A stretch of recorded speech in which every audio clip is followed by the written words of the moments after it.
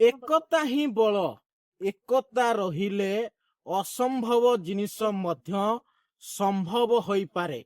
ए कथा आमे काहीकि कहूछु जे अनुगुल जिल्ला रे एक संगठन गढ़ी उठिथिला किछि वर्ष पूर्वरु युव समाजसेवी संगठन भावे नामटी दिया जाइथिला, जहा से संगठन रे 30 रु ऊर्ध्व सदस्य सामिल होइथिले एवं अनुगुल जिल्ला रे गरीब असहाय व्यक्ति पाखक पहुंची तांको मुहरे दाना मुठाए दे पारुथिले एवं वस्त्र ठू आरंभ करी अनेक समस्या को समाधान करि पारुथिले जेउठारे सरकारी अधिकारी माने पहुंची पारु नथिले।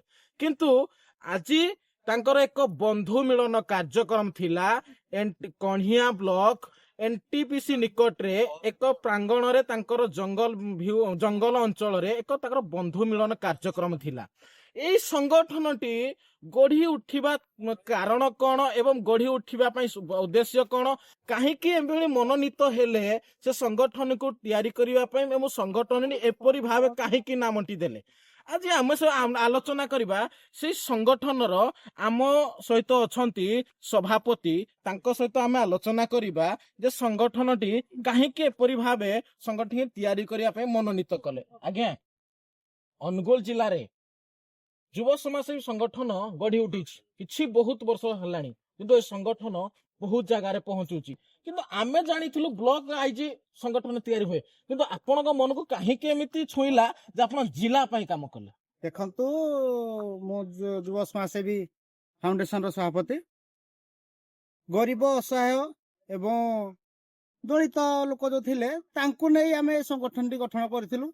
एठिकार आमे आगो प्रथमे आम कन्हिया ब्लॉक को नैना यही संगठन टी गठन करूँ, आम डिस्ट्रिक्ट रे भी गठन कर डिस्ट्रिक्ट रो समस्त सदस्य आम सहित भी जोड़ी होती गरीब असहाय लोक मान पाखे आम पहुंचू। यही संगठन मूल लक्ष्य है गरीब असहाय जो व्यक्ति अच्छा पाखे पहुंचुचु, किसी आम निजस्व खर्च रे आम साहाय्य सहयोग करूँ। जो सरकारी ऑफिसर किंबा राजनेता पहुंची पार ना सेठारे युव समाजसेवी फाउंडेशन पहुंची गरीब असहाय लोक साहाय्य सहयोग हाथ बढ़ाऊँ। मु अनुरोध करी अनुगुल जिलार जनसाधारण को एवं अन्य संगठन मान को जोठारे भी गरीब असहाय एवं निरीह व्यक्ति अच्छा से साहाय्य सहयोग करूँ, मुहरे हस फुटातु। यह ही मो अनुगुल जिलावासी को अनुरोध। से जहा कहूथिले एमाने केही धनीशालीर व्यक्ति नुहंती, एमाने समस्ते जड़े जड़े कर्मचारी एवं गरीब फैमिली रो जन्म होइछंती, दिन मजूरिया भावे कार्य कले याको परिवार चले, किंतु तांको परिवार चलेबा सहित सेठारु किछि अर्थ बाहर करी ये सेबारे मध्य लगांती। किंतु आमे एबे आलोचना करिबा जनक सहित से होउछंती ए युव संगठन युव समाजसेवी संगठन को तैयारी करिथिले। जेतेबेले अनुगुल जिल्ला रे तैयारी होइथिला ए संगठन प्रथमे से नामकरण देइथिले एवं से संगठन को तैयारी करथिले। आमे तांको सहित टिके आलोचना करिबा। आज्ञा नमस्कार। ए संगठन अनेक चर्चित आमे सबु जगार देखुजु, किंतु युव समाजसेवी रो ना आसुजी। आपण को मन को काहे कि छुईला जे परि भाबे संगठन तैयारी करिया पाए? देखंतु आज्ञा, कन्हिया अंचल रे बहुत संगठन अछि। युव समाजसेवी संगठन होची दलित मानकर भल पाइबा आउ दलित मानकर स्नेह संपर्क। जेतेबेले दलित लोकडी हैरान हुए, घरडी पाई पारुनी, भत्ताडी पाई पारुनी, खाइबा को पाई पारुनी, एठी अन्यान्य लोक माने परिहास करती। से समय मु तो थर चिंता कली जे कन्हिया अंचल युव समाज संगठन गोटे गढ़ी उठू, ए अंचल लोक काम करू। किंतु कन्हिया ब्लॉक तालचेर ब्लॉक रो समस्त सदस्य मान को लेकिन संगठन गढ़ी उठिला। बहुत भल भल युवक माने अछंती संगठन पाई काम करूछंती। ताको निजर जो निज हाथरू टंका खर्च करी लोकों पाखरे चूड़ा हो, कदली हो, डाली हो, चाउल हो पहुंचे पारती, पाल हो पहुंच पारती, कदली हो। किंतु कन्हिया अंचल शिल्प समृद्धि अंचल एठी डीएमएफ फंड रु कोटी कोटी टंका जाउची, हमको के सहयोग करूना। किंतु एई संगठन ता निज हाथरू खर्च करी 2012 मसीह गढ़ी उठी। ନିଜ ସ୍ୱାର୍ଥ ବଳରେ ଲୋକଙ୍କ ପାଖରେ ପହଞ୍ଚି ପାରୁଛି। ଜଣେ ଲୋକଙ୍କର ଗୋଡ ଭାଙ୍ଗି ଥାଉ, ଗୋଟେ ଗରିବ ଲୋକର ହାତ ଭାଙ୍ଗି ଥାଉ, ଗୋଟେ ଗରିବ ଲୋକ ରାସ୍ତାରେ ଚାଲି ପାରୁନି, ଗୋଟେ ଗରିବ ଲୋକ ଖାଇବାକୁ ପାଉନି, ଗୋଟେ ଗରିବ ଲୋକ ଘର ଭାଙ୍ଗି ଯାଇଛି, ଗୋଟେ ଗରିବ ଲୋକ, ଏଇ ସବୁ କ୍ଷେତ୍ରରେ ଯୁବ ସମାଜସେବୀ ସଂଗଠନ ପ୍ରତ୍ୟେକଟି ସଦସ୍ୟ ତାଙ୍କ ପାଖରେ ପହଞ୍ଚୁଛନ୍ତି। ତାଙ୍କ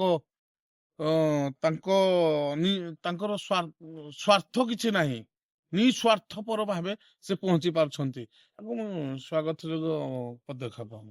ଆମେ ଯାହା ପଚାରୁଥିଲୁ ଆପଣଙ୍କ ସଦସ୍ୟ ମାନଙ୍କୁ, ଯେ ଆମେ ପଚାରୁଥିଲୁ ଯେ ଏଇ ସଂଗଠନଟି ରେଜିଷ୍ଟ୍ରେସନ ହେଇଛି ନାହିଁ, ସରକାରୀଙ୍କ ଅର୍ଥ ଆସୁଛି କି ନାହିଁ। ସେ ଆମକୁ କହିଥିଲେ ଯେ ଆମ ରେଜିଷ୍ଟ୍ରେସନ ହେଇନାହିଁ କିମ୍ବା ରେଜିଷ୍ଟ୍ରେସନ ପାଇଁ ଆମକୁ କୌଣସି ଇଏ ସଫଳତା କରେଇ ଦେଇ ପାରୁନାହାନ୍ତି, କିନ୍ତୁ ସରକାରୀ ଅର୍ଥ କିଛି ଆସୁନି। ଆପଣଙ୍କର ସଫଳତା ହେଇପାରୁଛନ୍ତି ଏତିକି ଅର୍ଥରେ? ଶୁଣନ୍ତୁ ଆଜ୍ଞା, ବିଗତ ଦିନରେ ରେଜିଷ୍ଟ୍ରେସନ ପାଇଁ 50 ଟଙ୍କା ଥିଲା ରେଜିଷ୍ଟ୍ରେସନ। ଏବେ ସରକାରଙ୍କର ଯୋଉ ଗାଇଡଲାଇନ ପାଳନ ହେଇଛି 1000 ଟଙ୍କା ରେଜିଷ୍ଟ୍ରେସନ ହେଇଛି। କିନ୍ତୁ ସଂଘର ସଦସ୍ୟ ମାନେ ସବୁ ତାଙ୍କର ନୀତି ନିୟମ ବିଧି ବ୍ୟବସ୍ଥା ଭିତରେ ଅଛନ୍ତି। ତାଙ୍କର ଯୋଉ ରେଜିଷ୍ଟ୍ରେସନ କରିବା ପାଇଁ ଅଛି ସେ ଗାଇଡଲାଇନ ଭିତରେ ରେଜିଷ୍ଟ୍ରେସନ ପାଇଁ ସରକାରଙ୍କ ପାଖରେ ନିବେଦନ କରିଛନ୍ତି। କିନ୍ତୁ ସରକାରଙ୍କ ପାଖରେ ନିବେଦନ କରିବା ପୂର୍ବରୁ ଗରିବଙ୍କ ଲୋକଙ୍କ ପାଖରେ 24 ଘଣ୍ଟା ସେବା ଦଉଛନ୍ତି। କିନ୍ତୁ କଣିହାର ଲୋକଙ୍କର କିଏ ଭତ୍ତା ପାଇପାରୁନି, କିଏ ଘର ପାଇପାରୁନି, କିଏ ଲୋକ ଗୋଡ ଭାଙ୍ଗିଛି, କିଏ ଆକ୍ସିଡେଣ୍ଟ ହେଇଛି, କିଏ ଖାଇବାକୁ ପାଉନି, କାହା ଘର ବର୍ଷା ହେଲେ ଚାଳ ଛପର ଦରକାର, କାରେ ପାଲ ଦରକାର, ସବୁବେଳେ ଯୁବ ସମାଜସେବୀ ସଂଗଠନ ସାଥିରେ ଅଛି। ଆମେ ଅନେକ ଜାଗାରେ ଦେଖିଛୁ, ଅନେକ ସମୟରେ ଦେଖିଛୁ ସଂଗଠନ ତିଆରି କରିକି ରାଜନୀତିକୁ ଓହ୍ଲାନ୍ତି କିମ୍ବା ରାଜନେତା ପ୍ରମୁଖ ନେତା ହୁଅନ୍ତି। ଆପଣଙ୍କର ସେମିତି କିଛି ଉଦ୍ଦେଶ୍ୟରେ ଓହ୍ଲାନ୍ତି? ଶୁଣନ୍ତୁ ଆଜ୍ଞା, ମୁଁ ସ୍ପଷ୍ଟ ଭାବେ କହିଦଉଛି, ଆମର କୌଣସି ରାଜନେତା ବା MLA MP ହବା ବା ସରପଞ୍ଚ ହବା ସମିତି ସଭ୍ୟ ହବା ଆମର କିଛି ଭୂମିକା ନାହିଁ।